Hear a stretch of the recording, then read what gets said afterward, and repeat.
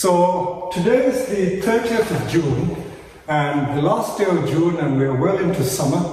And I thought I'd introduce you, not that he needs introduction because I think Padmapriya has done another YouTube video before, but I'm going to get him to do something special for you today.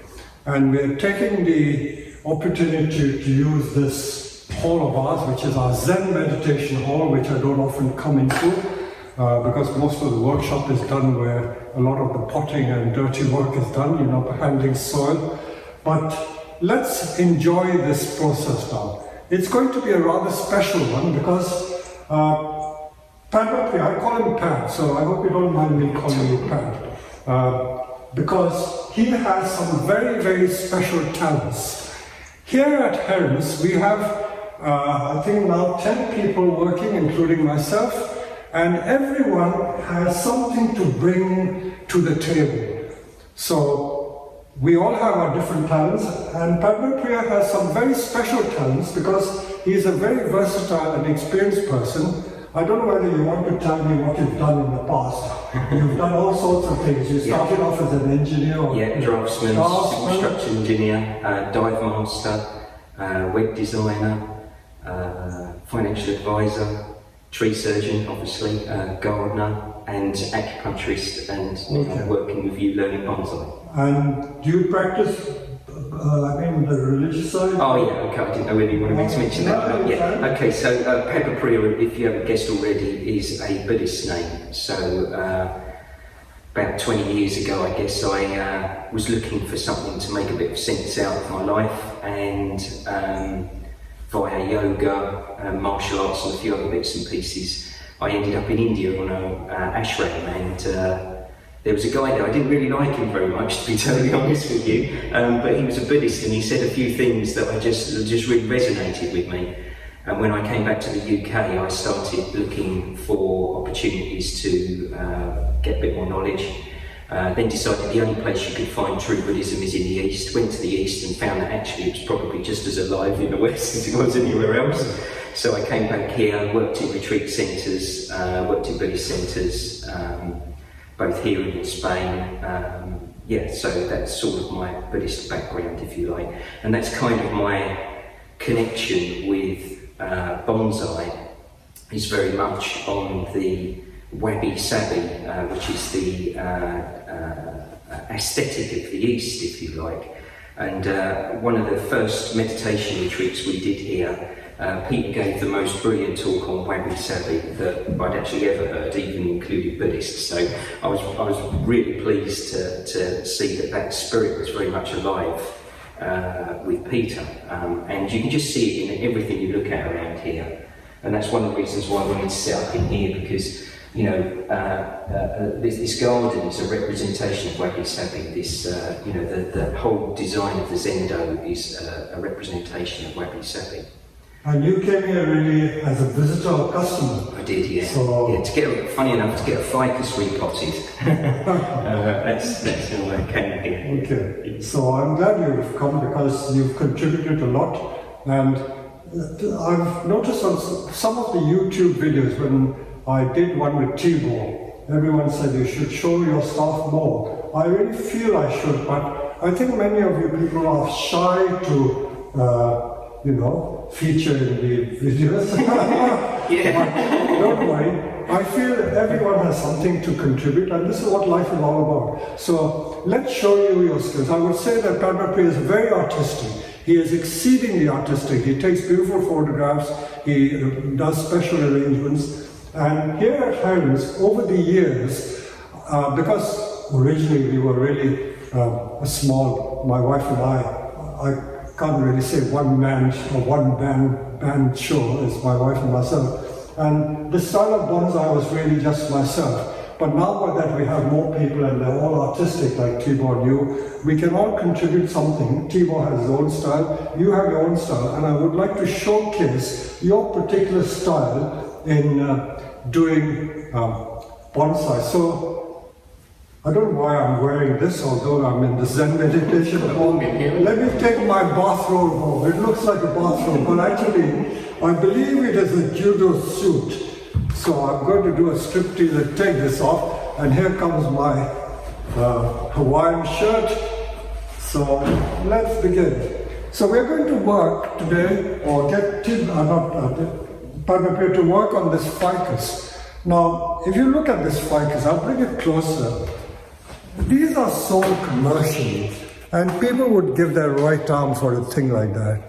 Look at it, you know, it is quite thick trunk, and most people would consider it a very nice bonsai. But to my mind, it's not really the bee's knees, but as we say, or certainly at Herons, everything has potential. So something which is ugly can be made beautiful. And when I do bonsai, I always try to relate bonsai to everyday life and experience. So like people, it may look ugly, but you can always bring out the beauty in people. So Padmapriya was talking about wabi-sabi. One of the most basic facets or aspects of wabi-sabi is imperfection. You know, when something is imperfect or flawed, it becomes beautiful in wabi-sabi. And in fact, like a Japanese garden, if it is too pristine, it's not right. The ancient Zen monks, after they swept the tea gardens and made it looking absolutely clean, they would go and shake the branch and drop some leaves to make a mess again, to create the imperfection. So it's that. And when you have a beautiful piece of ceramic, if it's slightly flawed, not perfect, then that is what gives it the perfection or the beauty. So all these are the different aspects and concepts of wabi-sabi. So this tree really, to anyone who's au fait or conversant with bonsai, they say, oh, this is an ugly tree. But we will try and make something out of this so-called ugly tree into something beautiful. So I will now leave it to Padmapriya to explain what he's going to do. Okay. So I am nervous being on video, so please bear with me. And I don't know all the technical language. I'm very much a novice in bonsai by comparison to most people. But so wabi-sabi, you've got these beautiful imperfections, and I brought a few different bits and pieces here, just that we could show you. So we'll probably get some close-ups of those later on, just so that you can see. But even down to, I've already prepped this pot, as you can see, but even down to sort of bending a single piece of wire, you can make that into an art form. So I'm going to do a bit of wire bending. So it's just a different way of doing a staple. I wouldn't say anybody has to do it that way, but it's my preference. Again, for me, it's a practice of mindfulness. Something that I can focus my attention on. So I've got a fully prepped pot. I'm sure you've seen that on many videos. I'm using a mica pot. I'm a big fan of these. They are completely frost resistant. You can stick them out, leave them out in the middle of the winter, and they're not going to crack. I know not everybody likes plastic, but I just love these. And for landscape purposes, shallow pots, I think, for me, are your best friend. Yeah, so something that's got a nice wide aspect to it, I think really helps with designing any kind of landscape. It's not to say you can't do it in bigger pots, I have done, but generally speaking, to get the proportions right, a nice shallow pot is my preference. So once you've got your pot all prepped, we just need to get our tree out of its container. So we use the sickle. Again, sure you've seen this before. This is just to loosen in the roots, let them in our way, and then hopefully we'll just be able to tease this out of the pot without damaging any root. There we go. And then I'm just going to give it a little weed, get rid of some of the plants that we don't need just at the moment. A nice thick base, gradually tapering up the tree, is the is the aesthetic that we're looking for. That's going to give us that sense of antiquity, which again is one of those translations of wabi-sabi. Wabi-sabi doesn't really translate into English, but antiquity is again something that it's trying to converse. So, I mean, you've got this lovely knot here that's rotting back nicely, calloused over nicely as well, so nice and healthy. So we're just looking really at the tree to try and find an aspect that we find most pleasing. Now, it looks to me that this is almost an obvious sort of front, but I'm open to suggestion by Peter. But, you know, you've got some nice, interesting roots across here. Not everybody's cup of tea again, but for me, I quite like this. But I want to try and see if I can show this knot as well. So I guess I'm looking to try and get a bit of an angle on it, something like that, so that you can kind of still see that side as well. So that's going to go in the pot at some point. Okay, but before I do that, I want to have a quick look at see what I can do. Now, once you've got your subject tree, there is just so many different rocks that you can use. So some of these I brought in from home. So I think when you get into bonsai or wabi-sabi, you start getting an interest in anything that is a bit unique. Again, that's another metaphor for this concept of wabi-sabi. So this is just a beautiful piece of rock. Peter gave me this actually, so I can't lay claim to actually finding this one, but it's just absolutely stunning. You know, it's got holes and imperfections in it, but I just think it's absolutely beautiful. This is one I found, not to the same kind of quality as Peter's, but again, I just love the striations in the rocks here.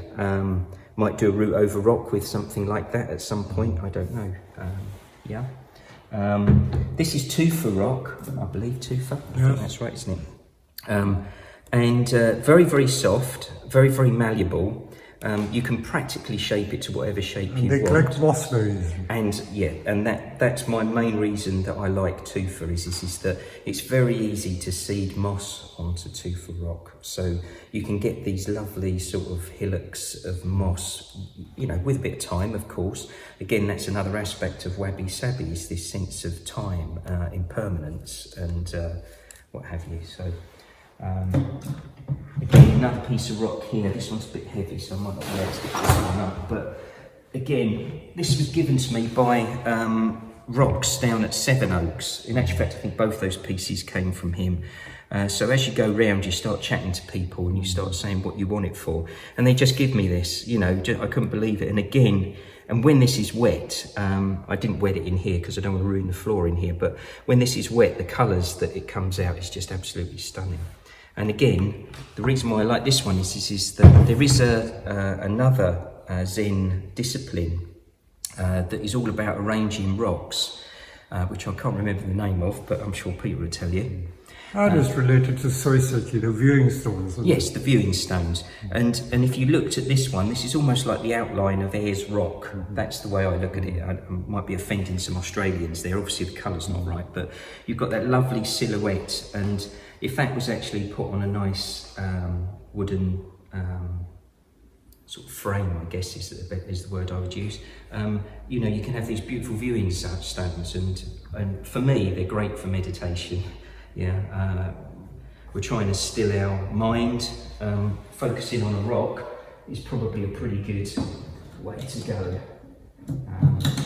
And these are just other examples. This was the one that Peter showed me when I first came here and when he was talking about wabi-sabi. And I just think that communicates everything that I would try to... That in fact is a piece of dead wood I collected from Cyprus, and it is a thyme, I would say maybe 300-year-old thyme bush.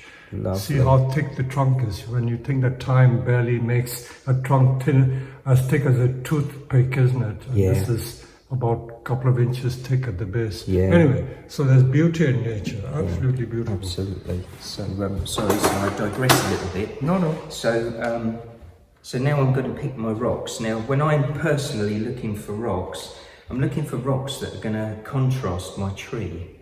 I'm looking for or complement my tree in some sort of way.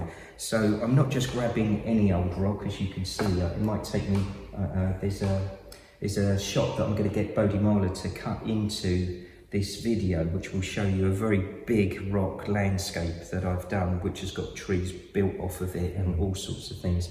But that piece of rock took me 6 months to find.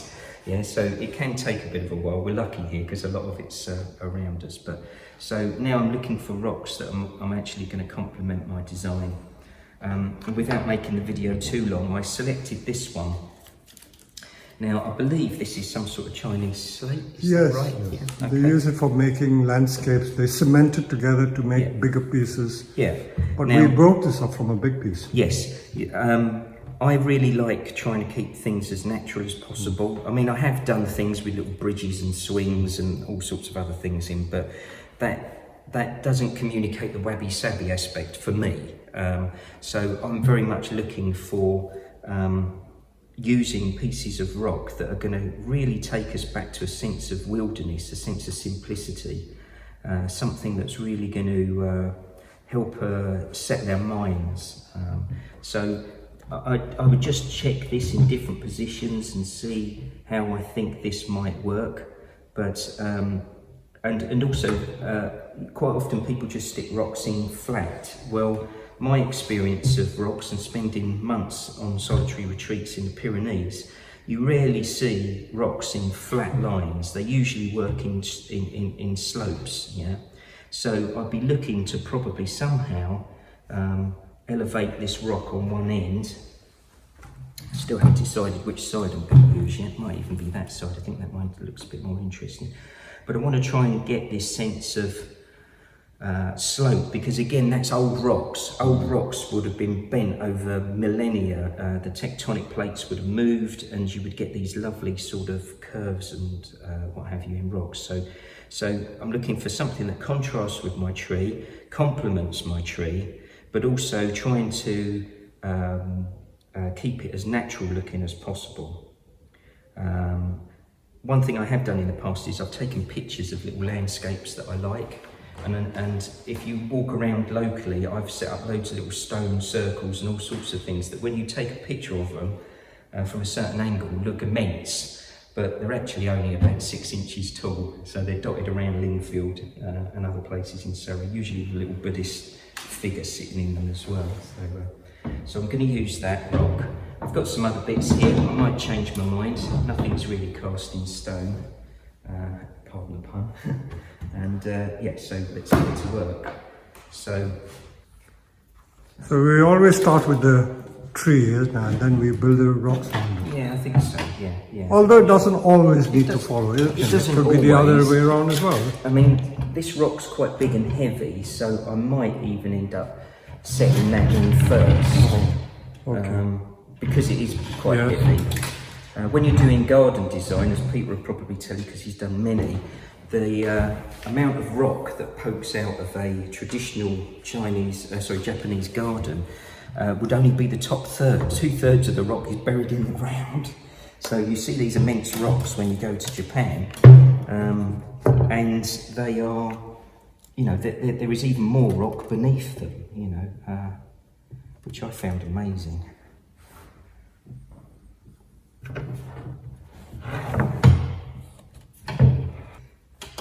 Here we go.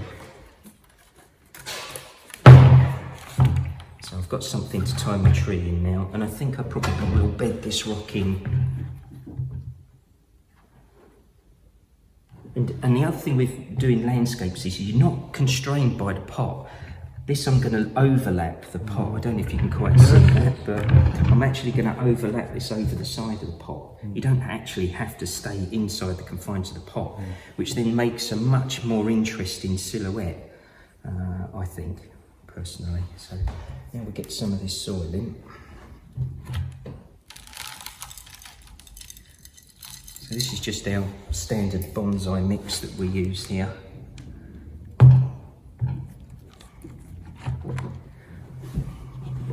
So again, we're trying to get the angle, trying to create.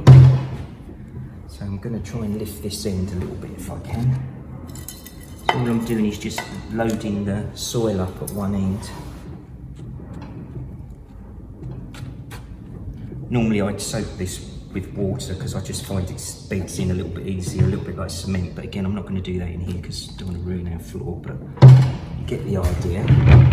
So this has got, so I think now you can see it's got lines and they're not flat, they're not parallel to the pot, which would look a little bit weird. So now I'm looking at just where I'm going to place my tree. So, as I said, I want to try, if I can, to show this knot if I can. So I'm just going to spin this around to have a quick look. Oh yeah, beautiful, beautiful. Yeah, love that. So I don't really feel like I need to move that from here. Okay, so that's where I think I'm going to sit that for now. I can always change it later if I change my mind. So I'm not going to tie it in too tight just yet, but I will just get it so that it's located. So the reason why I'm looking for contrast is because with landscapes particularly, I think that the difficult bit of landscapes is trying to get a sense of perspective, a sense of depth. And obviously you can do that with size of trees, but also contrast works really well. So the reason why I picked this one, even though it's quite similar to the trunk, is that it fades into the background a little bit. It looks a little bit more distant because it's a slightly lighter colour. So it's almost like I'm hoping it's going to kind of disappear back into the mist. So that's where I think I'm going to position that tree. Okay, so I'm just going to put some more soil in and just fill around that. Again, I'd be spraying this with water all the time just to keep the roots hydrated and yeah, just keep the roots hydrated so that they don't dry out, but we're not going to be here very long and we can water it in quite quickly. The things that I like to work on is to try and not create a flat ground, yeah, because ground is hilly, it's bumpy, it's got movement. So my next thing is right, well, how can I introduce even more movement into this? Yeah, and what am I going to do with this space here? One of the things that Peter talks about a lot, or that I've learned from Peter anyway, is to have this sense of, even if you're doing a forest, or even if you're doing landscapes, I still think the principle still works. So you're still looking at a triangle. Somehow you're looking at trying to keep it all roughly within a sort of a triangular shape. Asymmetry is very important in wabi-sabi as well, so we don't want everything on the centre. Now I'm hoping that this is soaked enough, but just to show you something a little bit different, I'm thinking of actually putting a little lake in here. So to try and stop the water from going out the holes, this is just normal, well not normal, this is clay that I make my pots with. So you can create landscapes with different pots. So again, I'll get Bodhimola to cut in an image of some pots that I've made out of cement. I think they call it cement fondue. Yeah, cement fondue. And basically you can actually build your pot and make it look like a rock, which is, all of my bonsais at home are all set in them because I just love it. And again, the moss grows over it really well. So all I'm trying to do here is just make a little wall of clay. This might not be ideal, but it'll give you an idea anyway of what I'm going for. So, and again, watercourses don't really run straight unless they've had a canal built into them. So I'm just going to use an irregular shape. Sorry.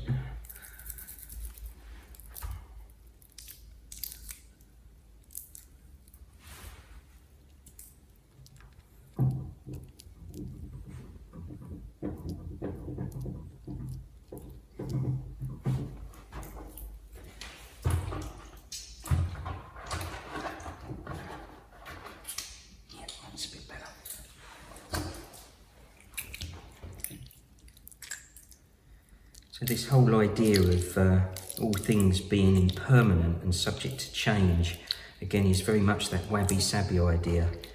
and it's something that a Buddhist, any of those Buddhists out there, will know very, very well. It is the 3 marks of conditioned existence is that all things are impermanent, everything's subject to change.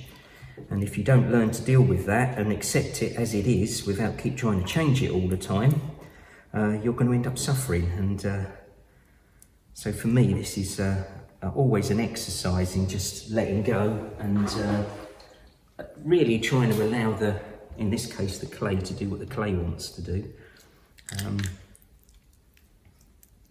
So I'm not going to make a massive pot here, a pond here. It's just something to.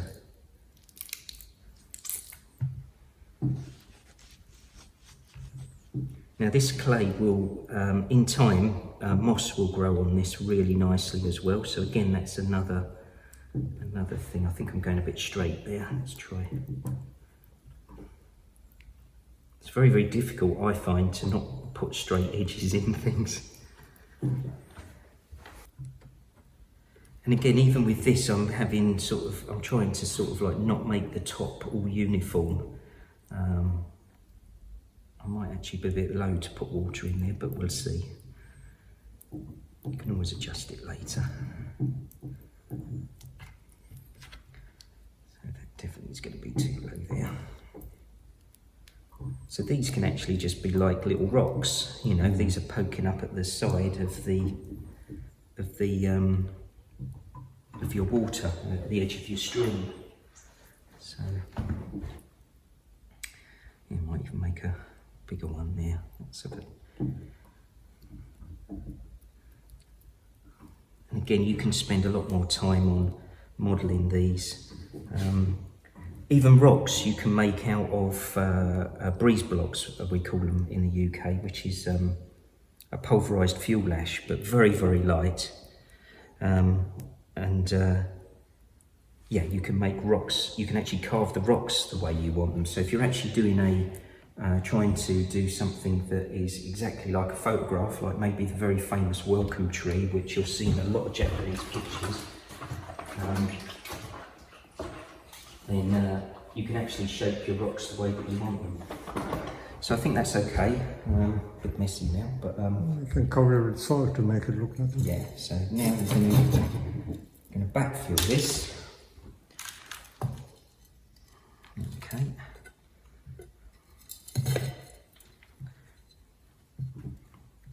And again, what I'm going to try and do is avoid making it too flat. So in some places I'm going to make it higher, some places it's going to be a little bit lower.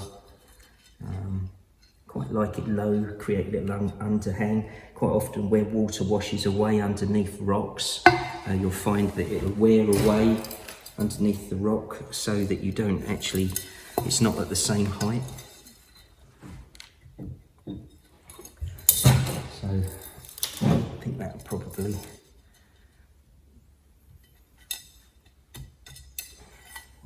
So I've got some nice contours in there that I can work with. Again, I'll be spraying this down, making the contours a little bit firmer, but it gives you an idea. So next, I thought I'd have a little beach, very natural. So I'm just going to put a little bit of sand in the bottom of this and also cover up my retaining wall, going back to my engineering days. So I'm just going to cover those. So this clay dries out to a lovely grey, so the bits that aren't showing will dull down. So, and this also helps sort of seal in any gaps that I might have left by not pushing the clay down as hard as it could.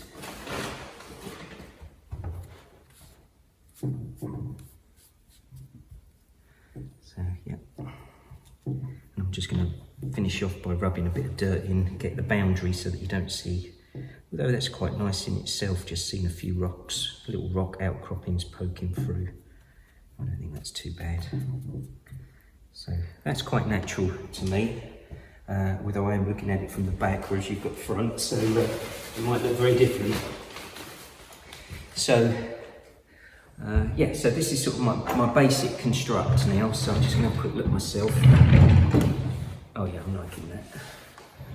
Yeah. Okay, so my basic construct. So our great friend in landscaping is moss. If I'm doing it myself at home, I don't actually just lay slabs of moss on because my birds keep picking it off. So what I do is I get dried moss, rub it together, get the spore out of it, and then seed it in. And then within a few weeks, particularly if you keep it in the shade and well watered, it'll actually grow moss, and the moss will be rooted in, so the birds can't pick it off so easily. So, for today, we're going to have to do it slightly differently. Even with mosses, there is a great variety of different types of moss. So I've tried to pick out a few different ones. So that's more of a flat, low-lying type of moss. This one's got a little bit of some sort of lichen growing through it, or it could be clay off my hands, I don't know. But again, what I'm looking for here is to try and create contrast again. Yeah, I don't really want it all the same colour, because nature's just not like that. You do get other types of moss which are a little bit more flowery, if you like, a little bit more pronounced and grow up. And then you get clump moss, which I did look for, but we haven't got anything that's not on a tree already. So, but now I'm just going to start putting things like this in. So that's going to be at my water's edge. And this might even go into the water. That's where my koi carp are going to be swimming around. So, and you don't even have, and again, you don't have to keep this flat, so you can actually sort of mound it over things. Yeah, so in actual fact, I don't want it flat. Yeah, just kind of want it to. Might even put 2 layers on it. Doesn't really matter. Create a little hillock there. Might be fishing off of there at some point. So you're just thinking about nature and where you might like to be. So I definitely want to get some around our tree. Probably down the bottom of our rock. See, why I like moss around bottoms of rocks is because it really emphasises the rocks. And also you want to push it into gaps in the rocks as well, because, you know, in nature things grow into rocks. So, you know, just press, and also it stops birds pulling it out. Yeah, so you can just press little bits of moss into your actual, I think that whole bit there looks like that's where moss would grow. And over time, if it doesn't get picked off, it'll just settle in quite nicely. It'll adhere to the rock, and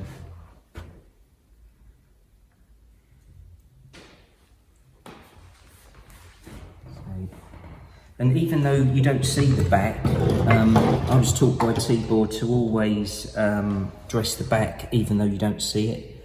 So I'm going to do that as well. I think what happens is again, over time, these will grow and again just help to give you that sense of depth and age and what have you. So there's a few bits of moss now, just to show you there's other things that you can use as well. This is one of my little favourites. I don't know if you can see that. It's like black-tipped grass. I don't know, maybe some people might even consider it a weed. I was talking to Steve about it this morning, and he said, yeah, it's probably a weed, but I really like it because again, it just has that contrast. So this is going to again create a little bit of height in your creation, I suppose. So, and again, just if I can get it to offset, if I can get it against the rock, the black will really pop. Yeah. Okay, so I'm just going to have a quick look at where we are. So I'm quite liking that, and again, as people will always say, it's not such a thing as a wrong one. It's just what you like. So I'm going to pop that back in my bucket.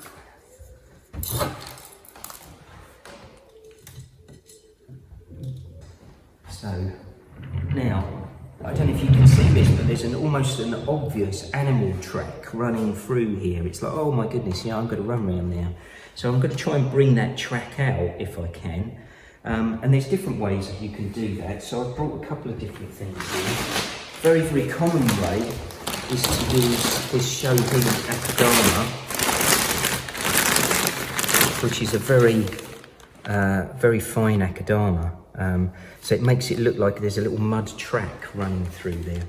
But you can also use, and I really like, this, I'm not sure what it's called, but this black... yeah, it's expanded clay, it's called. Yeah, and it's just lovely, yeah. I don't think it's going to work for this particular design because we've already got quite a lot of dark in it. We want to actually make the contrast. But I have used this to great effect, yeah. And again, it does come with some nice little rocks. So even these sorts of things, like these, I might just chuck these in my, you know, this is going to be part of my pond. Maybe, you know, a couple of stones. In actual fact, I might actually sift that out. Anyway, I'll do that in a minute. Okay, so I reckon we've got a little track just running through here.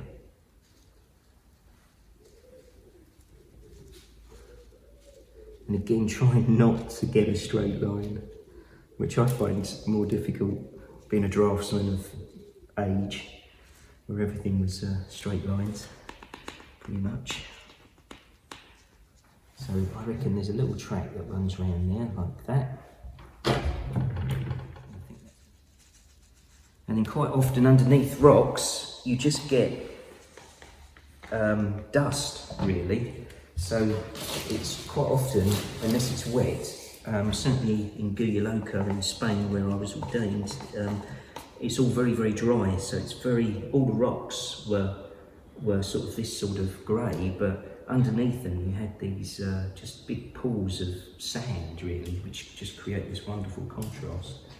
And I think I'll just carry on here for now. So you can see I'm just building it up layer by layer by layer. I'm running out of materials now, but I'll just use what I've got. But you can just fill things in and just sort of, I think we'll have a definite bend there, so I think that would be nice to have a little mound there. And I think a bit more grass along the front edge of my pond. And obviously as these are watered and they set in, they'll sort of revive and pop up and become a bit more pronounced. So I think as goes my actual display, I don't know if there's anything else that I particularly want to do there. Do you need to work on the tree? I do need to work on the tree, yeah. I'm just wondering if there's anything more that can be brought out. Such a nice big rock, that one. It might actually detract from it to put too much more in. Oh no, I lied. It's beautiful. Oh, yeah. Again, trying to get that bedded in. I can even use, it can even come forward into my clay. Yeah, so just look at that extra piece of rock. Just, I think does something. It's not just there for the sake of it. Counterbalancing. Yeah. Yeah, and then again I can just fill in my path. Yes, so this is a different type of moss. This is like a little bit of clump moss. I couldn't find much of it, but you can see they're like little pillows. So I'm just going to use that. So different types of moss just gives you a contrast between that and that. I don't know if that can be picked up on camera, but you know. So another one there. No, that does look silly. Let's go down here. Yeah, there we go. So just filling in these little, looking for, that's going to go into my water. Yeah, that's nice. But again, I'm not saying I'm right. I'm sure plenty of people will do this very differently.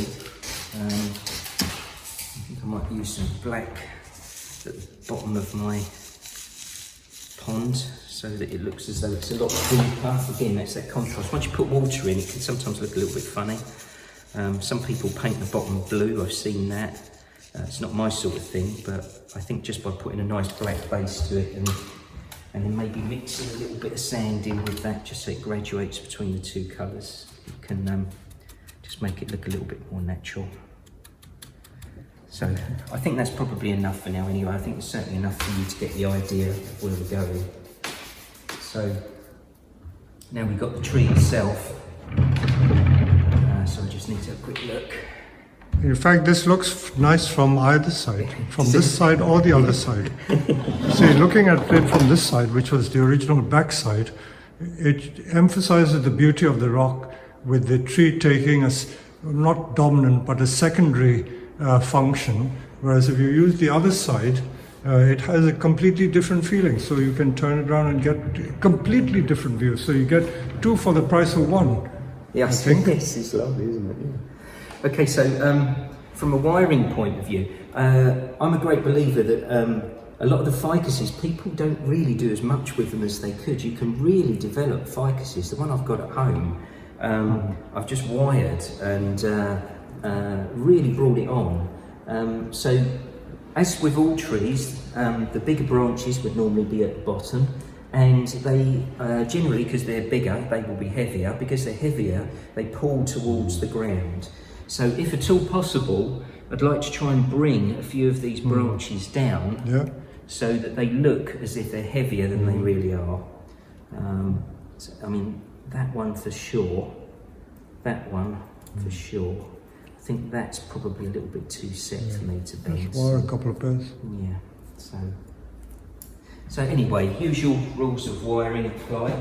So you can try and look for two branches to wire at the same time.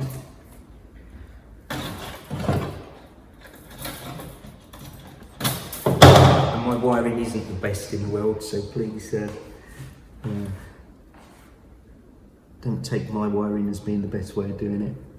So generally you want to try and bend the branch as you go, so that you can kind of, you know, something like that. So you keep the wire quite tight to it. Okay, so that's going to go there. Something of a similar size, I think, is that one. So I'm going to take that one. So, wrong branch. No, it's not. So, first rack needs to be quite close to the tree. Stop it moving, and then we can work our way out from there.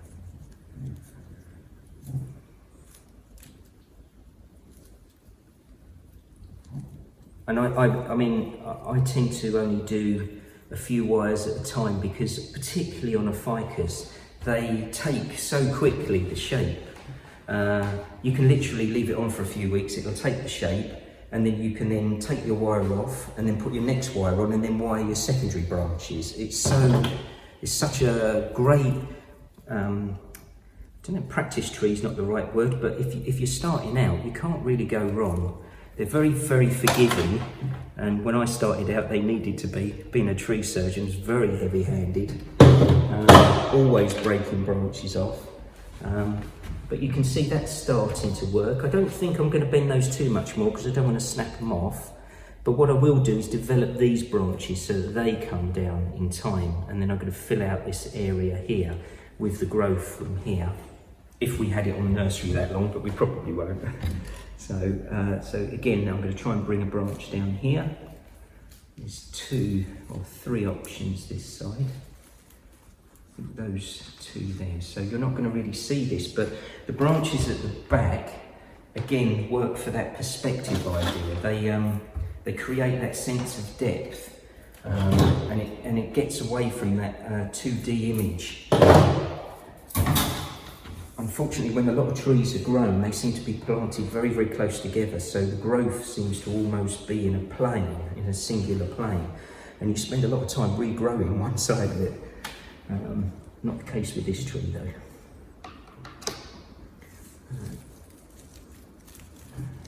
Particularly London street trees, which I've worked on for many years. So Padmapriya, we've done, or you've done 2.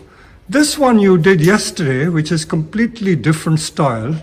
So if you can see it, it's put in a deeper pot rather than a shallow pot, and the trunk is thicker.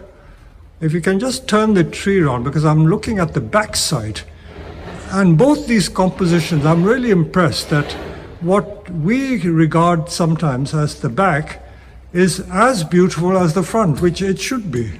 You know, like a human being, you know, you're nice from every side. So this tree looks very nice from this side. And such a powerful, thick trunk. it makes the tree look nice. I will show you one of these trees. I think we did show it before, isn't it?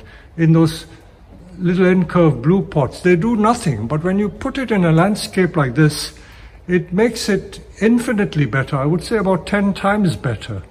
So this is that one. Now this one again is a completely different image. Again, I'm looking at the back side. Let me just go around and see it from this side. So this is supposedly the front side, and this side is as nice as the other side. Same with this. So against this beautiful background, if you lived in a house with an aspect like this, can you imagine it gracing the house with an indoor bonsai like this? Of course, the ficuses are favorite subjects as indoor bonsai, and it gives a lot of pleasure.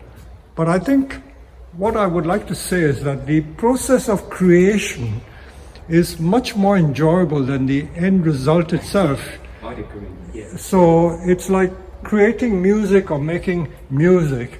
The actual process of creating the music is more enjoyable than listening to it, with someone else playing. So this is an instance of this aspect of bonsai.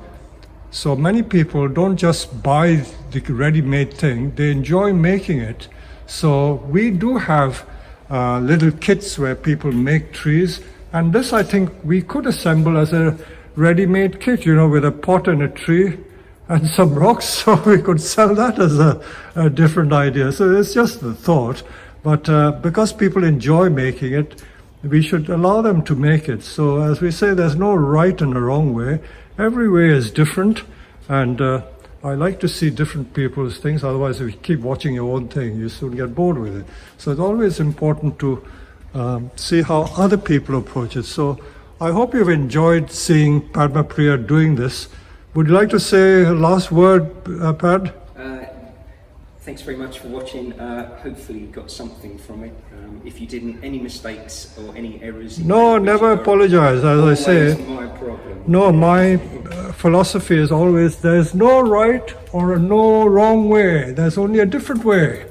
So that is how we view life. So I hope you've all enjoyed it.